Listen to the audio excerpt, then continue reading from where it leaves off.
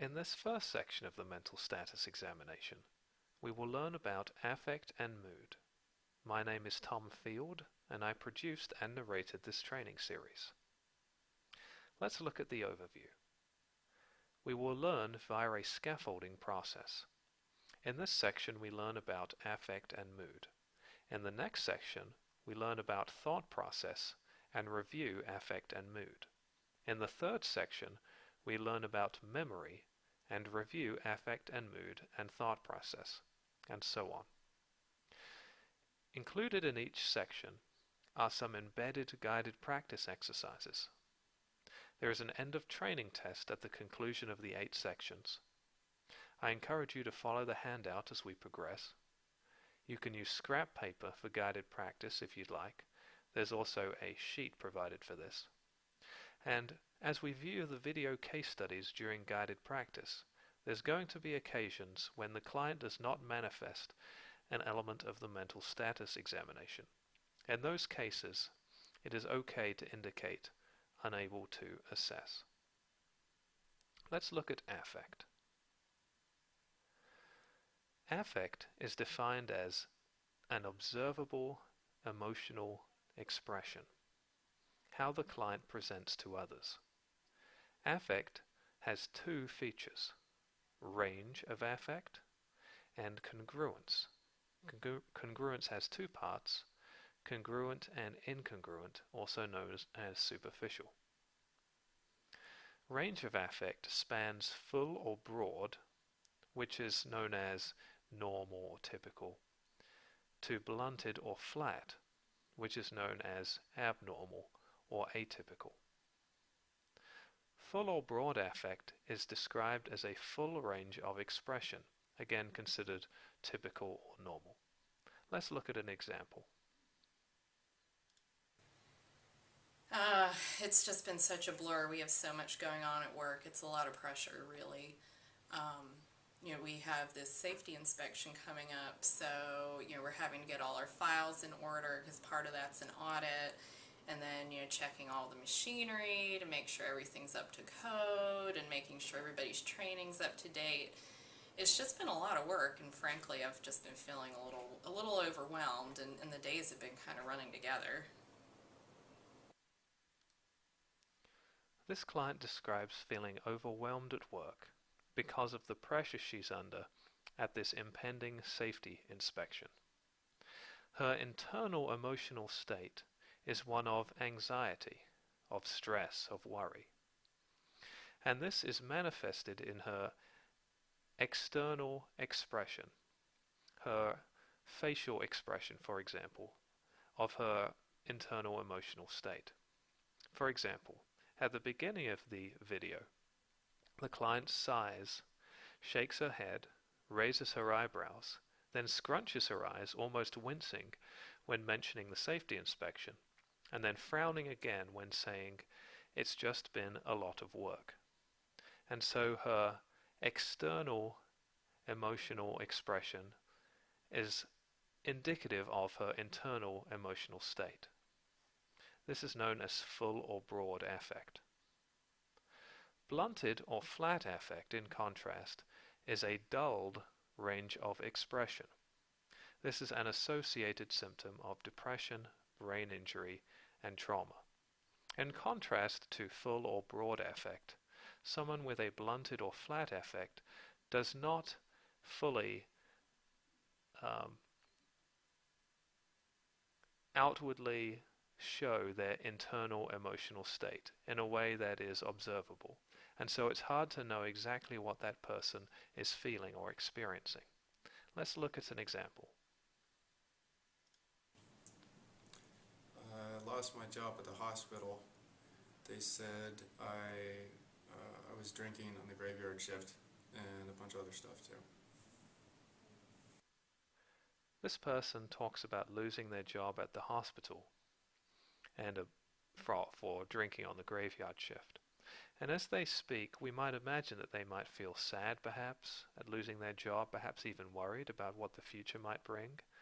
But we don't know from looking at this person's observable emotional expression exactly how they do feel about it.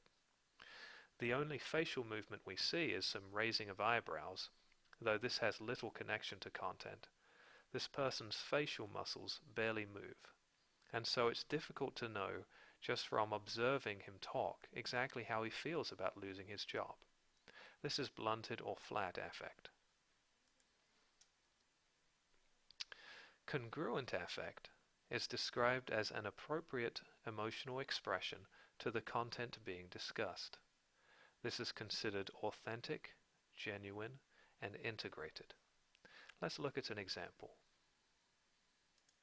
I don't even know where to start. I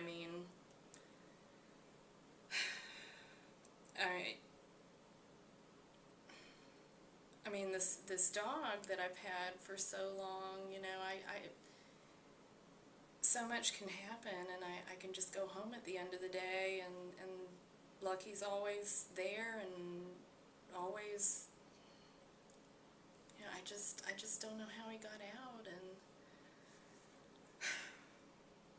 there's just nothing worse than, driving home and seeing this dog on the side of the road, and then you realize it's yours, and I pulled over, and there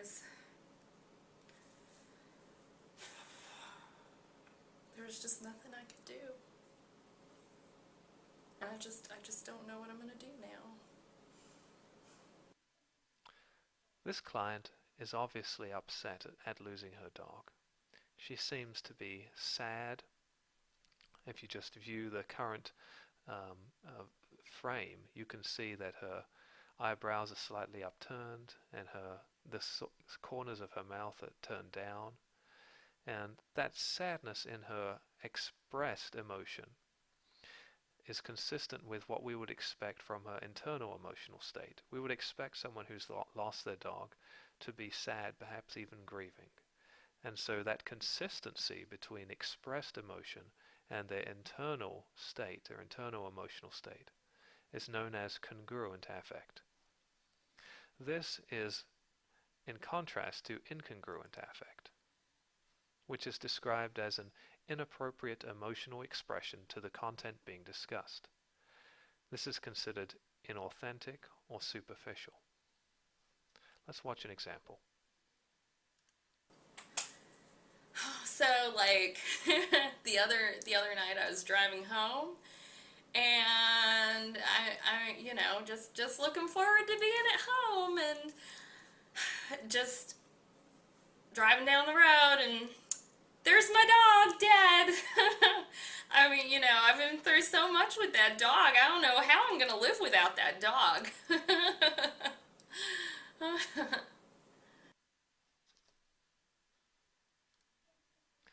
In contrast to congruent affect, this client's expressed emotion is inconsistent with their internal emotional state. They're describing the same situation, having lost their dog, and we would expect this client to feel some sense of sadness, perhaps even grief.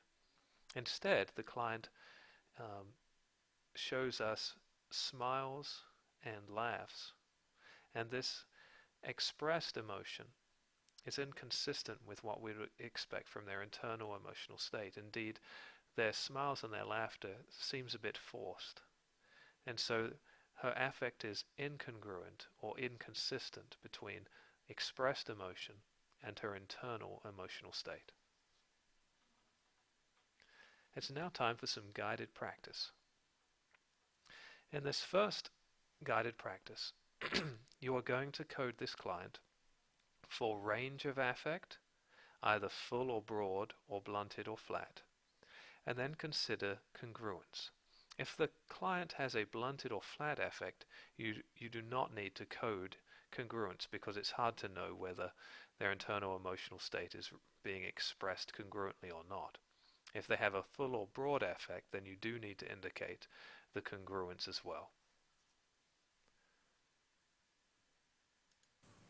I was really hoping my daughter would call me today or soon. I haven't heard from her for quite a while, and I'm really missing her. Pause the video now and assess the client for affect.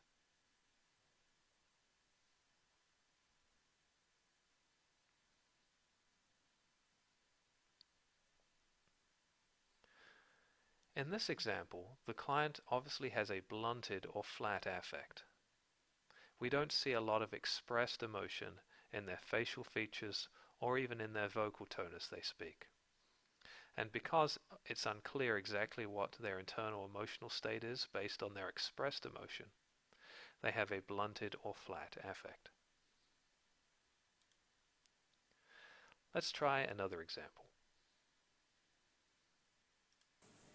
I'm just so pissed off at my boss. I just want to go to his office and just pummel him. Great.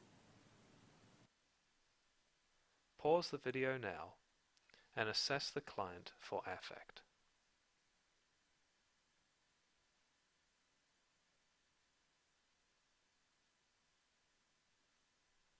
In this example, the client has a full or broad affect. They smile, and their smile seems to be a fairly broad smile. And at the same time, they have an incongruent or superficial affect. This person talks about feeling angry at their boss and wanting to pummel him at the same time as they smile, which would be inconsistent with their internal emotional state. And so this client's affect is full or broad and incongruent. Let's try a third example. I got into it with my mom on the phone the other day, just about the usual stuff we argue about, and this time it was pretty devastating to me. Pause the video now and assess the client for affect.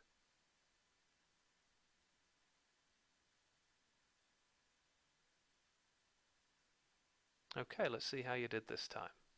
Similarly to the first guided practice example, this client has a flat or blunted affect, and because of that we cannot assess for congruence, so you would just code here flat or blunted affect. In the example, the client talks about feeling devastated, and her vocal tone does rise slightly, but apart from that, her facial expression does not change at all throughout that clip. In fact, if you played the clip without the sound, it would be very hard to deduce what the client was feeling. Okay, it's time to look at mood. The definition of mood is a subjective emotional state. This is different than expressed emotion. Mood has several facets: range of mood, lability, and then some associated symptoms we're going to look at, which include anhedonia and vegetative signs of depression. Range of mood spans depressed or dysphoric, which is the low end, to elated or euphoric at the high end. Euthymic is considered the middle ground and normal or typical. Either sides of the continuum, either depressed dysphoric or elated euphoric, are considered less typical and in many cases abnormal or atypical. Let's look at euthymic mood. This is described as normal or typical mood, also known as upbeat and happy. Yeah, losing my job sucks, but I don't know, maybe it's the opportunity that I needed to sort of get up out of bed and make stuff happen. The client here seems fairly optimistic. They talk about wanting to get out of bed and make stuff happen while smiling, and so their mood seems fairly upbeat, fairly happy. This is known as euthymic. Depressed or dysphoric mood is a down or blue mood. This is often includes decreased energy, and in some people irritability or anxiety can occur. This is common to depression, anxiety, and depressed states of bipolar disorder. As an aside, dysphoric or dysphoria refers more to anxiety or irritability, whereas depression refers more to that sad blue mood. Let's look at an example.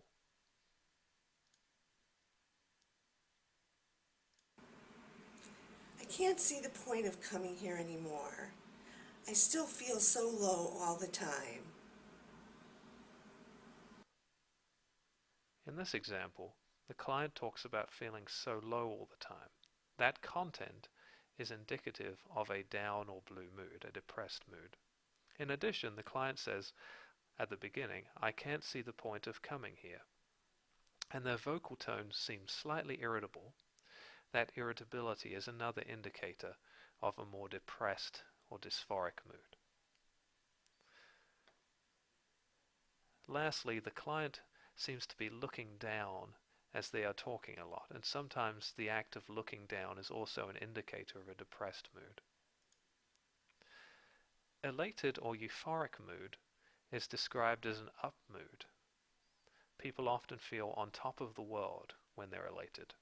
This is associated often with increased energy and common to manic states of bipolar disorder.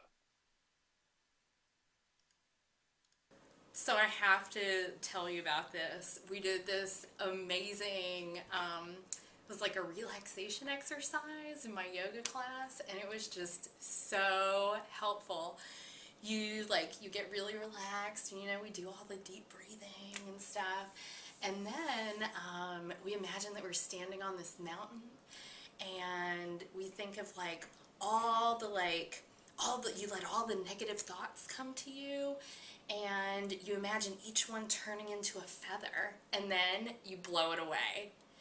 And you, after you do that for a while, then, we kind of get relaxed again. And when you come out of it, you just feel so much better. You just let go of all that negative energy, and it's awesome. As this person describes their experience in a yoga practice exercise or a relaxation exercise, they talk about feeling awesome, and they seem very excited. They seem on top of the world. And that degree of excitement, of enthusiasm, of feeling very, very up, especially the degree of energy to which she expresses this and raises her hands and emphatically tells you just how amazing that experience was, is indicative of elated or euphoric mood. Labile mood is a capricious, unstable, and quickly changing mood. It is common to rapid cycling forms of bipolar disorder in adults and mood disorders in young children. Let's look at an example of labile mood. I was so excited. I finally got the couch that we were looking at Macy's. It had been on it, the price on it was more than $5,000. There's no way that I could afford that. And so finally, we went last weekend, and it was on clearance, and it was less than $3,000, and I just did it. I just bought it, just flat out spent the money. And I was so excited to have the couch. It looks great in the living room. The color's perfect. It blends with the red walls just the way I was hoping it would. And so I'm really excited about it. But, I just thought, I'm not sure now. I'm not sure now if I'm going to be able to pay my electric bill. As the client is describing their excitement at buying this couch, and then subsequently their concern about paying their electric bill, you can see the change in emotional state occur. At the beginning, the client seems upbeat, excited, and quickly changes to more concerned, perhaps even anxious. The current image that you see on the screen is one of anxiety, with the raised eyebrows and the looking down. And so that change from upbeat to concerned or anxious is a fairly quick change and indicates an unstable and quickly changing mood, known as a labile mood. Anhedonia is described as a lack of interest and withdrawal from regular and pleasurable activities that one used to enjoy. This is an associated symptom of depression. Let's watch an example.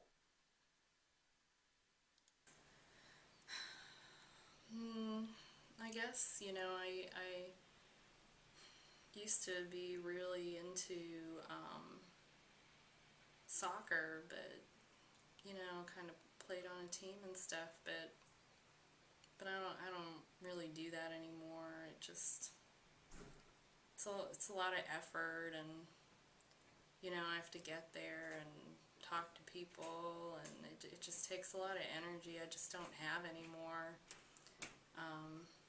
Yeah, I don't, I guess I just kind of gave that up. It used to be a really big passion of mine, but yeah, I just don't really feel like it anymore.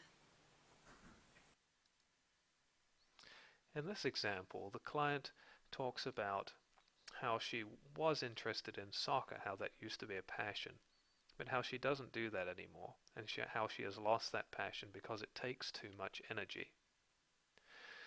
The content here is most important. The client is sharing that she used to have a passion that she has lost, and it's that content around losing that passion, losing that interest in activities that one used to enjoy, that is an indication of anhedonia, a symptom of depression. Vegetative symptoms are another symptom of depression. These are described as biologically based dysregulations in brain chemistry, for example serotonin. Sleep and appetite changes are most pronounced and most common. Let's look at an example. Yeah, it's just hard for me. I've been missing a lot of work just because it's hard to get up. I mean, I just feel so tired, and no matter how much I sleep, I just want to sleep more, and I just don't really feel like I have the energy to get up, and it's not like I feel hungry at all. I mean, I just don't really have much appetite right now. I just kind of rather be in bed, and just don't really want to get up and do stuff, and just don't feel like it. This change in the client's sleep and appetite is an indication of vegetative symptoms of depression. The client mentions the desire to sleep more and having less energy to get out of bed. In addition, they don't have an appetite, and so that loss of appetite and desire for increased sleep are the most pronounced signs of vegetative symptoms of depression.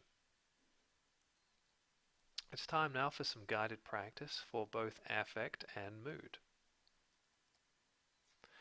In the first guided practice, and in subsequent as well, you're going to code the video case study for affect, looking at range, full or broad or blunted or flat, and then also for congruence, congruent or incongruent. And remember, if the client has a blunted or flat affect, you do not code congruence. You're also going to code for mood, looking at euthymic, depressed or dysthymic, and elated or euphoric. In addition, you're going to look at lability, anhedonia, and vegetative signs of depression. Regardless of whether lability, anhedonia, and vegetative signs are present, you are always going to code for range of moods. So you're going to choose euthymic, depressed, dysthymic, or elated euphoric. Here comes the first guided practice.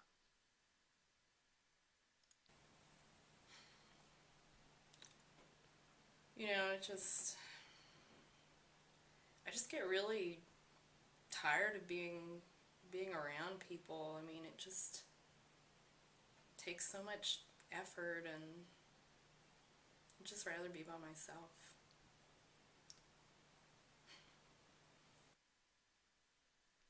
Pause the video now and assess the client for affect and mood.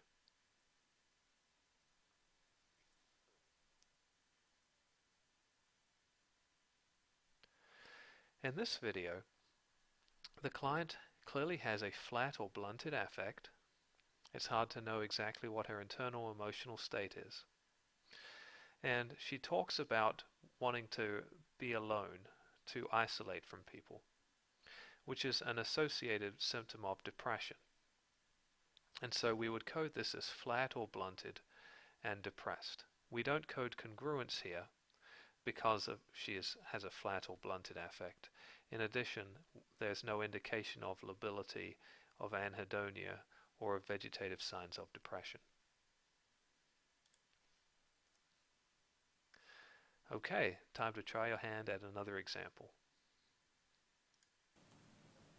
I haven't been sleeping or eating or doing much of anything. Pause the video now and assess the client for affect and mood.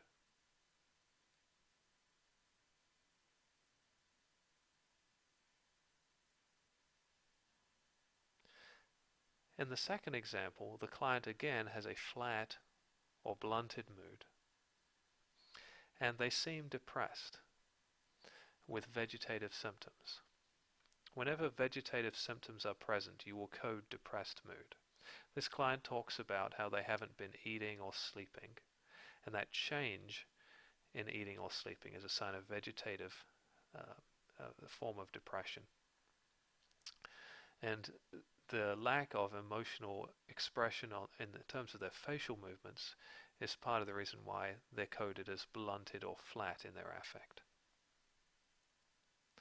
Okay, let's review. So today we learnt about affect. We looked at full or broad affect. We also looked at blunted or flat. Both of those were forms of range of affect.